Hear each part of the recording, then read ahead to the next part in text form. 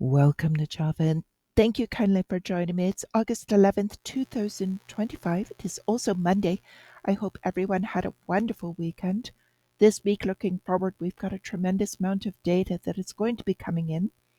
Today, not so much, but looking forward with the week, got a bit of turbulence that could be incoming as far as what we see from the probabilities, the charts that happened between last week and also moving forward.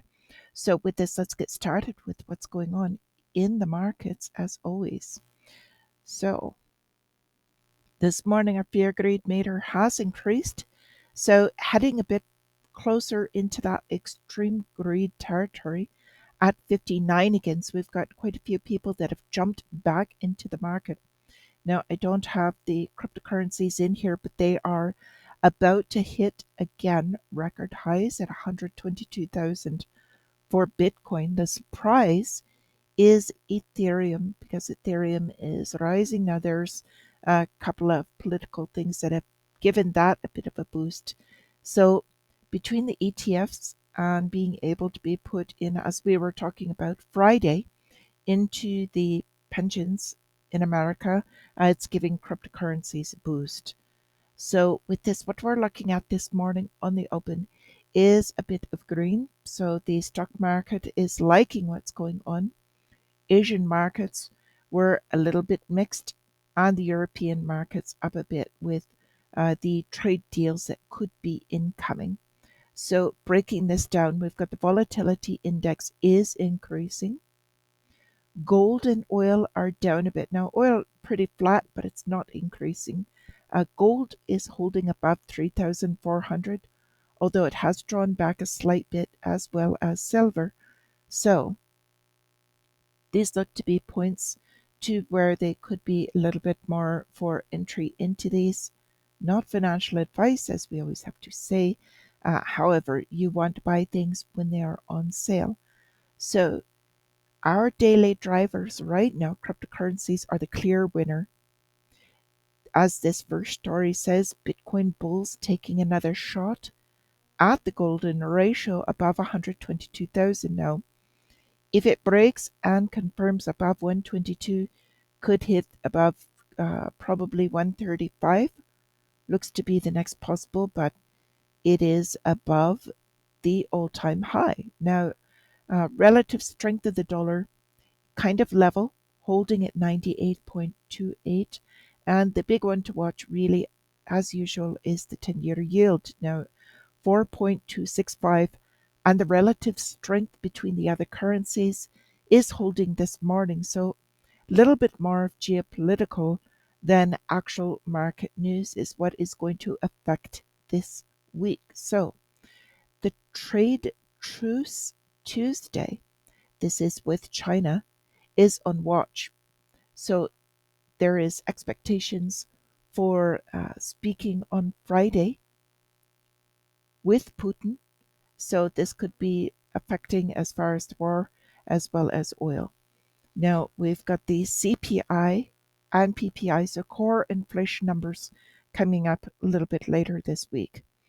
Now the question after all of what happened with the jobs reports numbers is, are these numbers going to be acceptable if they're anywhere out of the range of what they are expecting? Or will they be firing more people? So let's take a look at what's going on with calendars. On Monday, nothing scheduled. However, Tuesday is where it starts with CPI. So we'll be watching those reports and also the reactions to these. So a little bit of stock specifics. And this is something that's a little bit more unprecedented. Nvidia and AMD are slated to pay 15% of the cut of their earnings on these Chinese sales. So this kind of brings into question, was it all about security in the first place if they're going to allow these sales but just take a cut? So a lot about that.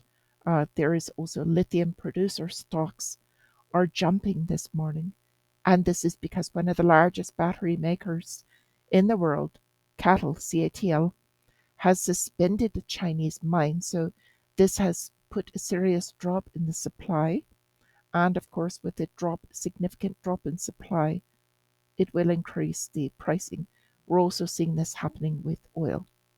So between the two, got a few things going on. We've also got news that there was an issue as far as Israel had bombed and unfortunately killed some journalists from Al Jazeera. So several journalists had been killed in this, and Israel saying that they were Hamas operatives. So whether this is true or not, it is causing some serious geopolitical tension that has not really rippled out yet. So this could be an affecting factor coming forward. So all of these geopolitical risks will affect not just stock market, also the trade deals that are coming out, and very definitely oil, as those are the oil regions. Also watching suppliers, and this could affect the fear in the market.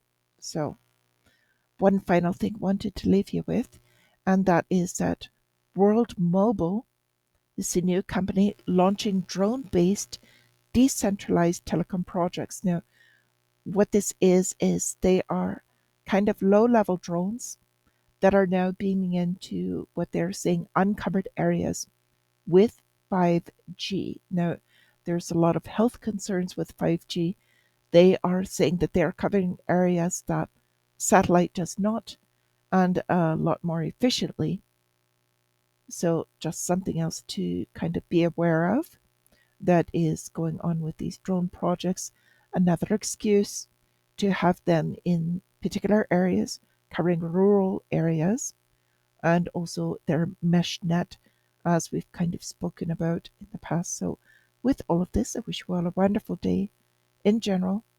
Could be relatively quiet. It's going to be absolutely headline driven and more so geopolitics as opposed to stock market. Tomorrow morning is when the data starts, and that could have an effect. So, until I see you again, my friends, resist.